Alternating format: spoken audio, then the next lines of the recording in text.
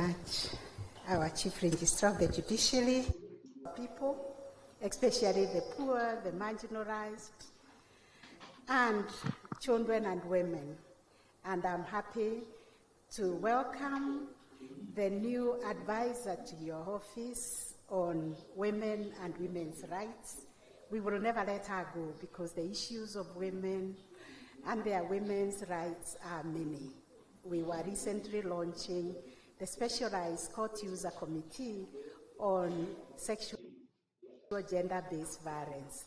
So our tray will be full, and she'll be a member of the NCAJ because we have a specialized committee that is dealing with those issues of SGBB. The report also recognizes the opportunities and makes recommendations for ensuring access to justice for all the people of Kenya. In implementing our programs at the NCAJ, we are guided by the strategic plan that we have been following, which has its underpinnings in Kenya's Development Blueprint Vision 2030 and our international obligations under the Sustainable Development Goals. And of course, we have looked at Your Excellency's policy on the bottom up, and this is what we are calling access to justice for the marginalized, the poor, and the underprivileged. The success achieved in the period is attributable to the collaborative and consultative approach adopted by actors within the justice sector, which has contributed to the more efficient and effective delivery of justice.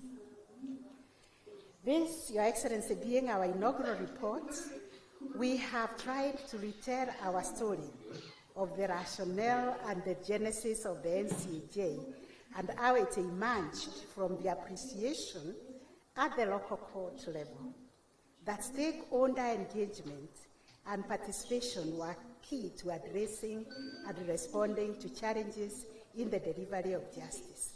In the Constitution, the participation of people is central, and the justice that we are supposed to deliver is supposed to be people-centered.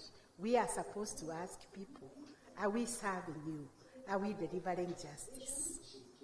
This organic growth has been entrenched in statute following the recommendation of the task force on the judicial reforms that was made in 2010. Since its inception in 2011, the NCAJ has provided a platform for all the actors in the justice sector to design responses to the challenges within the justice sector. This has seen a proliferation of policies, guidelines, manuals developed by the various sectors.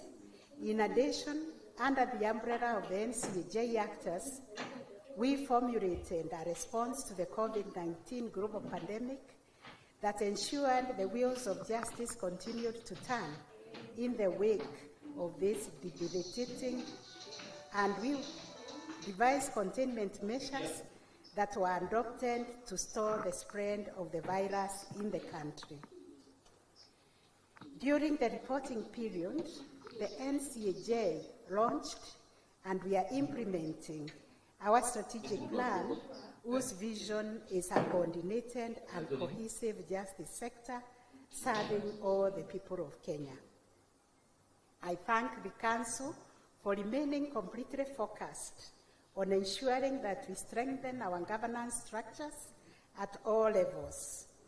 In line with our commitment to shared leadership, the Council resolved to have the position of the vice chairperson, and we elected unanimously Mr. Nudin Aji to that position.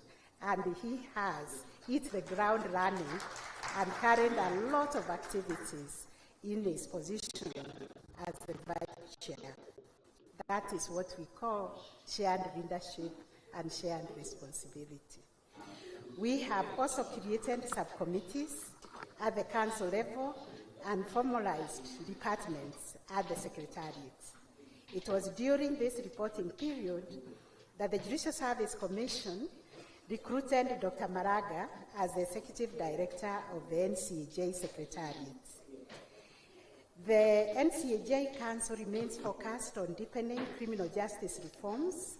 In May 2022, as you have seen, Your Excellency, on the small clip, we successfully convened the second National Conference on Criminal Justice Reforms, dubbed Towards a Rights-Based Criminal Justice Sector.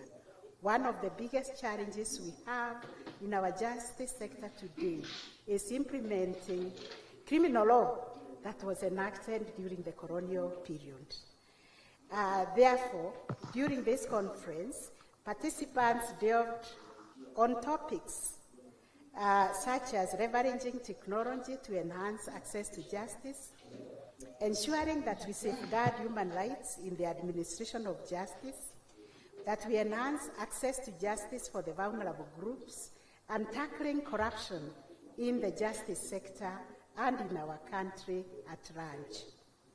I will therefore encourage all of us to read the report and the details on its recommendations.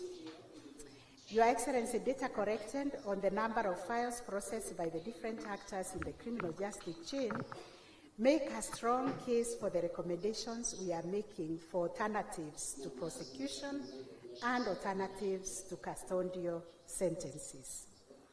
During this period, the NCAJ Council also focused on civil justice reforms, and we felt we needed to